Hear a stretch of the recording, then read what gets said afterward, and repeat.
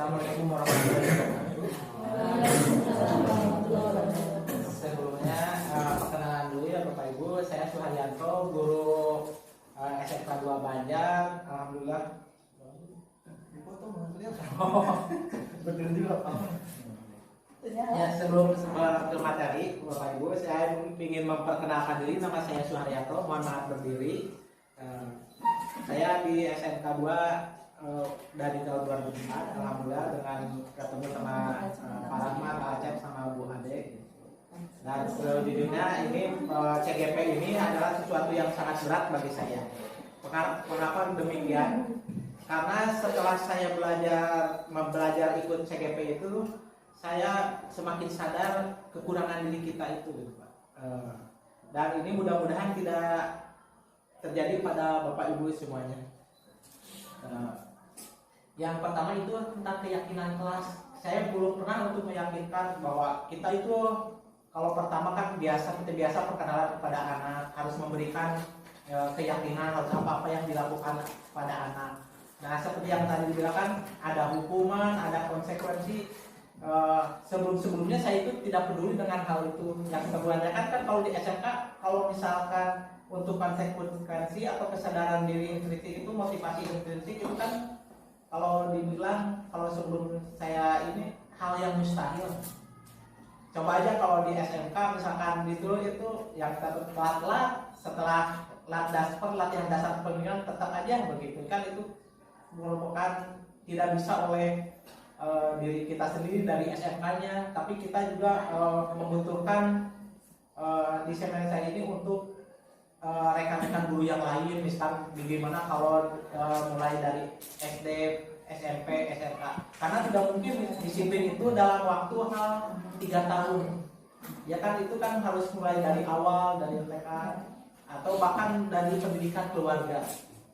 Nah, yang saya rasakan itu kalau di SKM itu, misalkan ada seorang siswa atau warga sekolah atau murid yang bercurah pendapat tentang peraturan,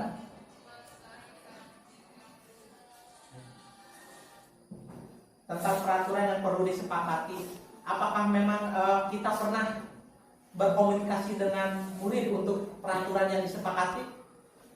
Terus terang kalau di SMK 2 sekarang itu kita perlu adanya, mungkin cuma sekolah juga ada tata tertib sekolah ya Bapak Ibu, ada kan? Saya mungkin akan menanya kembali kepada Bapak Ibu, apakah tata tertib ini dibahas atau dibuat dengan melibatkan murid? Saya ingin jawaban jujur. Ada nggak? Saya ya melibatkan siswa. Nah, sanksi poin gitu ya. Apakah itu tertulis atau udah itu kan Bu? Tertulis ya. Tertulis. Kemudian disampaikan kepada orang tuanya juga. Oh iya. Ya mungkin itu alhamdulillah itu udah mulai bagus ya Bu. Dipertahankan untuk selanjutnya. Ya, kadang-kadang melibatkan murid. Saya ingin jawaban jujur.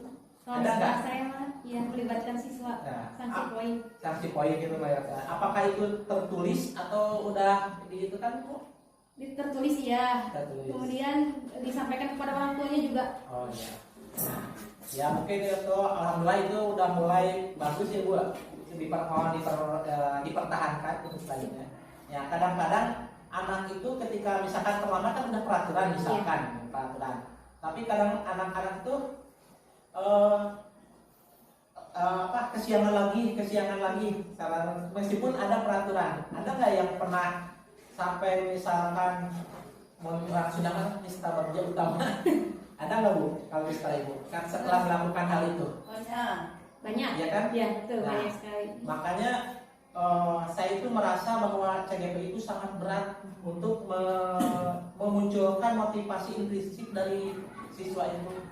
Nah, kadang-kadang kan ya, kita juga sebagai manusia harus sadar bahwa kita itu mempunyai 5 kebutuhan dasar sebagai manusia. Mungkin hanya mengingatkan kembali bahwa kita itu mungkin yang pertama ingin survive gitu kan, ingin merasa diakui. Itu kan tidak berlaku hanya untuk siswa atau guru, tapi semua manusia juga kan sama ya. Iya. Nah, kita kalau di CGP itu kita lebih mendalam lagi seperti itu. Berarti harus rasa kasih sayang, harus tidak boleh ada ya kita itu istilahnya menghamba pada siswa. Kadang saya juga pikiran waktu presentasi menghamba, pikiran saya dari kecil itu kan menghamba itu hanya pada Tuhan sama Allah. Tapi kalau kita sebagai guru CGP itu dituntut untuk menghamba pada siswa.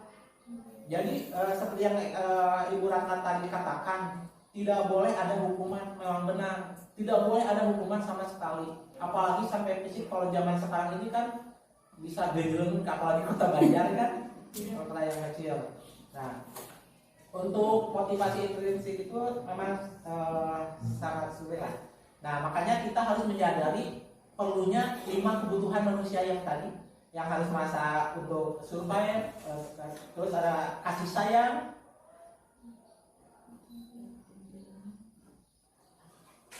terus harus merasa bebas. Nah, ini yang menjadi masalah. Kita itu harus bebas, berarti siswa juga harus bebas.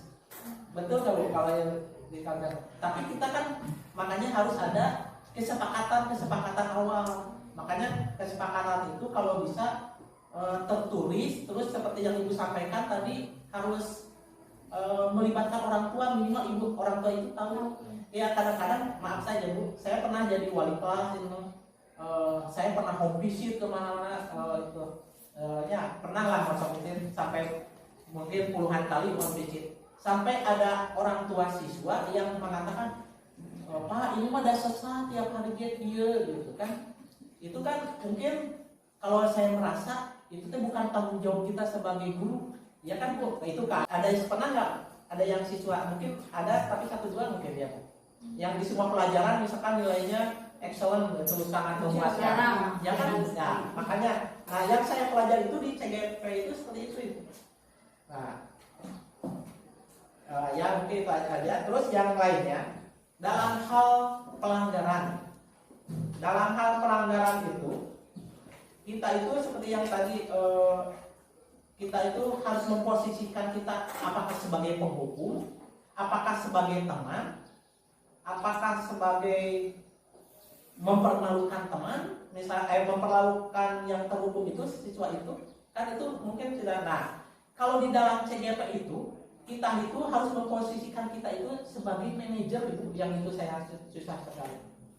Kalau di SMK, kalau misalkan saya maaf aja ya, kalau di SMK kan SMK 2, kadang-kadang rambut juga cukup botakin sama saya sendiri sama Pak Rahmat gitu. Dan itu adalah pelanggaran yang pernah dibahas sama fasilitator itu pelanggaran ya, pokoknya tidak boleh dilakukan. Nah kalau misalkan di SMK tidak boleh dilakukan, menunggu kesadaran, terus kita juga pasti mau ya muridnya jadi gondrong, ya kan nggak mungkin ya Bu. Nah kita itu harus memposisikan diri sebagai manajer, bukan penghukum. Nah makanya kalau menurut saya untuk menjadi manajer itu sangat sulit sekali. Ya kadang-kadang memang sih ada guru yang menjadi penghukum atau misalkan yang terjadi konsekuensi dari itu. Nah makanya kembali lagi ke aturan yang tadi. Aturan kalau misalkan itu kita punya kita punya data, kita punya peraturan kalau tertulis itu enak. Misalnya kalau di SMK 2 kan banyak melibatkan, mohon maaf ya, ke SMK 2 setiap ada kasus LSM datang, dari mana-mana datang. Kalau kita tidak siap dengan hal-hal tertulis, ada peraturan, mana peraturannya tapi tidak tertulis, kita itu mohon maaf bisa jadi ATM dari LSM. Betul. Makanya kita minimal harus kembali lagi ke aturan. Makanya budaya-budaya di positif di lingkungan sekolah itu kalau bisa tertulis dan tersosialisasikan seperti ibu yang ke orang tua, minimal ke orang tua, kalau bisa ya ke masyarakat luas. Mungkin itu saja dari saya, tambahan dari Ibu Ratna mungkin ya. Saya misalkan 30 jam, 1 minggu itu 50 jam, 20 jam kadang-kadang ya istilahnya kalau pribadi saya bilang itu apa ya, asal gugur kewajiban. Pernah nggak Ibu merasakan seperti itu? Padahal itu hanya 30 jam itu untuk di kelas. Nah, yang sisanya itu adalah tanggung jawab kita untuk menangani hal-hal yang seperti tadi, kayak home visit, komunikasi sama orang tua, atau bahkan kalau di SMK tidak memungkiri harus koordinasi dengan instansi lain, ke kepolisian, ke rumah sakit, ada yang sakit, yang tabrakan, yang itu kan. Itu menjadi tanggung jawab kita. Makanya, saya jadi CGP satu mungkin diterapkan. Tapi setelah lambat laun, kalau kita semua kita bisa bersama-sama, kalau kita mempunyai tujuan siapa, tidak ada yang tidak mungkin karena ini udah bisa diterapkan di sekolah-sekolah lain. Jadi misalkan kalau anak yang Nista Baja Utama, kita ya mungkin lebih harus ekstra lagi, mungkin jangan putus, minimal kita doakan saja ibu, karena gini, anak itu tidak mungkin, anak itu bukan seperti kertas kosong seperti keinginan kita kalau menurut Ki Hajar Dewantara itu, tapi udah mempunyai kodrat alam dari lahir. Jadi mungkin kalau saya di elektronika, saya suka berpikir bahwa anaknya ada salah satu anak ya, Pak, saya mau ke elektronika itu pilihan kedua, pinginnya biasanya ke TKR, ya kan? Seperti itu. Nah, untuk hal itu, untuk menjaga kesenangan atau kenyamanan siswa di kelas itu sangat membutuhkan energi yang sangat kuat, karena anak mungkin udah tidak respect ke jurusannya kalau di SMK. Udah tidak itu, nah itu kita harus betul-betul menghambak kepada anak untuk gimana power anak itu, yang kelima itu termasuk yang kelima, power anak, penguasaan anak untuk bisa misalkan membenci matematika, tapi matematikanya mungkin bisa kalau itu apa ya, kita bisa juga menggunakan standar ganda lah ibu, istilahnya seperti itu. Misalkan anak yang tidak suka matematika, kita dorong membuat matematika. Kalau di Indonesia itu istilah seperti itu, mengajarkan kucing berenang. Jadi masih gimana juga tidak mungkin, ya kan? Kalau misalkan bakat, nah kita itu harus menuntun anak menuju girang atau menuju keinginannya, tapi tidak melawan norma-norma atau peraturan sekolah. Misalkannya minimal matematikanya tetap KKM, tapi bisa mudah-mudahan di mata pelajaran lain pasti ada yang bagus gitu. Nah, kita menyadari bahwa manusia itu tidak ada yang sempurna gitu. Tidak mungkin ada yang nilainya excellent semua. Ada nggak ibu? Ada pernah nggak? Ada yang siswa mungkin ada, tapi 1-2 mungkin ya. Yang di semua pelajaran misalkan nilainya excellent, itu sangat memuaskan. Ya kan? Ya, makanya, nah yang saya pelajari itu di CGP itu seperti itu. Nah, yang